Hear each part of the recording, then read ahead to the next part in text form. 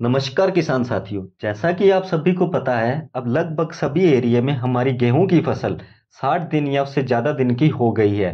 परंतु अभी भी कुछ किसान साथियों के खेत में गुल्ली डंडा खड़ा है। सबसे पहले मैं आपको बताना चाहता हूं कि जब हमारी गेहूं की फसल 60 दिन या उससे ज्यादा दिन की हो जाए तो यह गेहूं की दूसरी स्टेज में चली जाती है।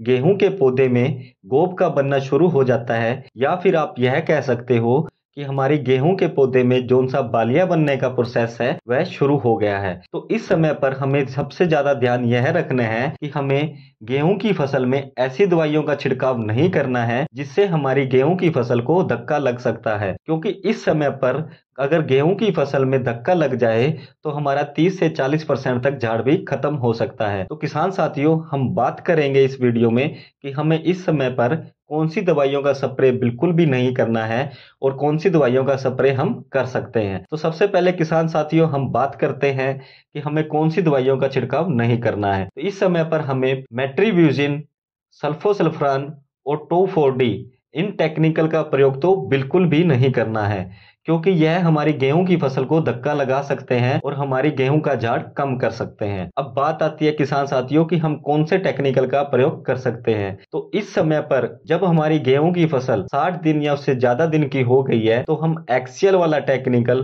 पिनोक्साडैन और टॉपिक वाला टेक्निकल क्लेडिनोफोप इनका प्रयोग कर सकते हैं हमारे खेत में गुल डंडे को खत्म करने के लिए। और किसान साथियों, मेरा सुझाव आपको यह रहेगा कि आप इस समय पर किसी भी खरपतनाशक दवाई का प्रयोग न करें, बल्कि आप दांते की सहायता से अपने खेत से गुल डंडे को काटकर बाहर कर दें, ताकि हमारी गेहूं की फसल को धक्का न लगे और हमारी गेहूं का झाड़ कम न हो। धन्यवाद।